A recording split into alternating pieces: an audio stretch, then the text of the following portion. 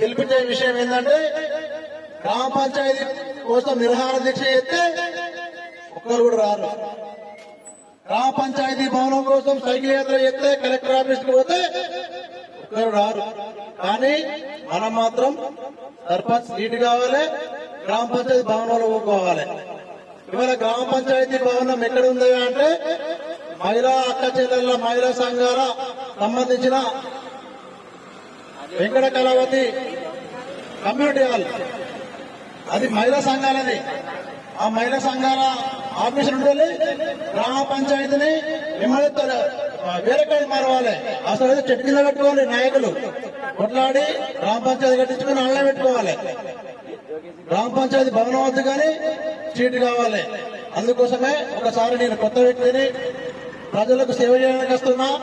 గ్రామ పంచాయతీ ప్రజలకు గ్రామ పంచాయతీకి వసనా గ్రామ పంచాయతీకి కాపలా కుక్కలా ఉంటా సేవ చేస్తా. నిస్వార్థంగా అవినీతి లేకుండా పాలన మంచిగా చేస్తా. కొత్త వ్యక్తిగా వస్తున్నా. 500కు 1000కు ఓటుకు అమ్ముకుంటే ఇలా కంపెనీ ఏరియాలో మనం తాతల పనులు ఉపాధి కోసం ఉపాధి కోసం వస్తే మనం ఇక్కడనే ఉన్నాం. అచ్చిన నాయకులు మాత్రం దోసుకొని గడకెక్కారు. మన తాతలు మన అయ్యారు ఇక్కడ కంపెనీ పడ్డదయ్యా బతుకుదామని బతుకుదోరు కోసం వస్తే కంపెనీ నౌకరి పేరుకే కంపెనీ నౌకరి, అది అందరూ తెలిసిందే. ఇలా చుట్టమస్తే మా అమ్మది కంపెనీ నౌకరి, నీ అమ్మాయి ఇలా మంచిగానే ఇంత దావత్ అనుకుంటే ఆడ డ్యూటీ పోతే 500 వస్తే మటన్ షాప్ పోతే 800 కిలోకి. ఇంత షెడాకింత పవ్వ పోతామంటే పవ్వకు 400 300. అది కాదు, నువ్వు చేయాల్సుకున్న పనులు ఏంటో చెప్పు. నేను గ్రామ పంచాయతీ భవనం 3 నెలల్లో కట్టిస్తా.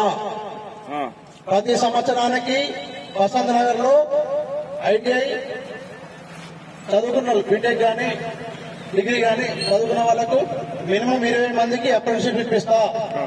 చదువులేని వాళ్లకు 20 మందికి కాంట్రాక్ట్ లేబర్ ఇప్పిస్తా.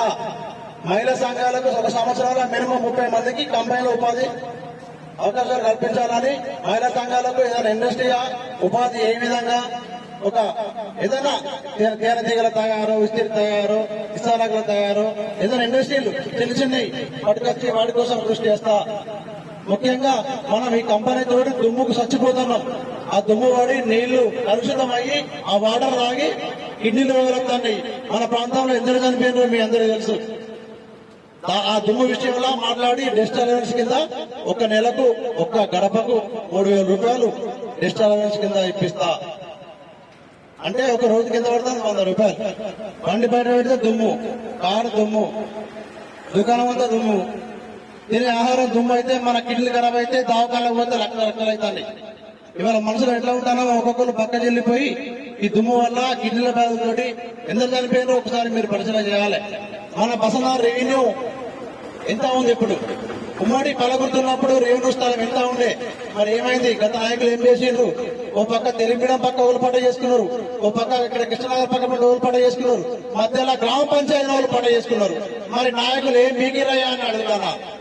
అంటే పదవి కావాలి, సర్పంచ్ సీట్ కావాలి, కానీ ఊళ్ళే నిరుద్యోగులకు ఉద్యోగాలతో గ్రామ పంచాయతీ భవనం వద్దు. కంపెనీలా ఏమన్నా చేసుకుందామంటే మనమందరం చేసుకుందాం. మనే అది మనదే, ఇది మనదే, ఆ ఇంకోటి కూడా మనదే. కానీ ప్రజలకు మాత్రం పంగనామాలే. మనం రోడ్డు పైన ఇలా బసనార్ల యూత్ నిరుద్యోగంతోటి రోడ్ల పండి పిల్లల్ని తిరుగుతాను. ఎదురు తిరుగుతారో మీరు చూస్తారు. అదే సముద్రం తలాపు పెట్టుకుని సాప నీళ్ళకెడిచినట్టు ఎక్కడి నుంచి వచ్చిన వాళ్ళు ఇక్కడ బతుకారు. మన పిల్లలు మన గుడ్డలు మొత్తం మళ్ళీ హైదరాబాద్ పోయి బాయి దుబాయ్ లెక్క అవుతుంది మన బతుకు. అందుకోసమే ఒకసారి నాకు అవకాశం ఇవ్వండి. మన బసనారుకు రెవెన్యూ కూడా జాగా స్థలం తక్కువ ఉన్నది. అందులో మనుషులు అయితే పట చేసుకుంటారు.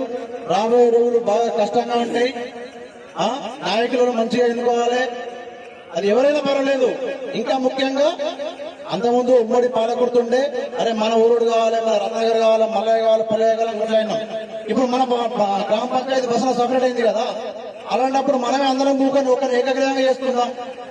ఒక ఏకగ్రహంగా చేసుకొని ఏం కావాలో మనకు ఒక బాండ్ పేపర్ మీద రాసుకుందాం. నేను ఇది చేస్తా అని బాండ్ పేపర్ రాసుకుందాం. ఆ పని చేసే వాళ్ళకి ఒకరికే ఏకగ్రహంగా ఇద్దాం.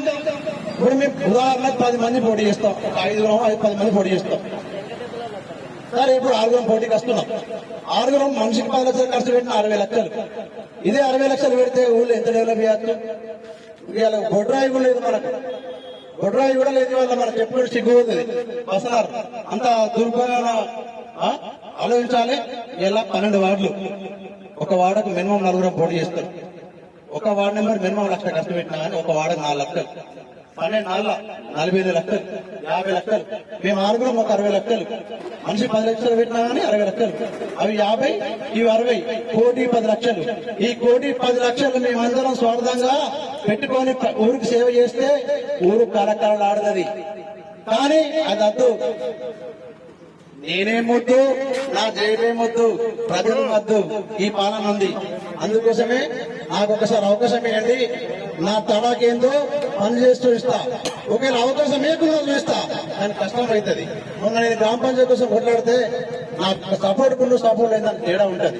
నేను కొట్లాడతా, నన్ను గెలిపించినా గెలిపేయకుండా కొట్లాడడానికి నా ప్రాణవంత వరకు బసనాథ్ ప్రజల కోసం పోరాటం చేస్తానని ఒకసారి అవకాశం ఇవ్వాలని పేరు పేరున కోరుకుంటున్నా. అందరికీ ధన్యవాదాలు.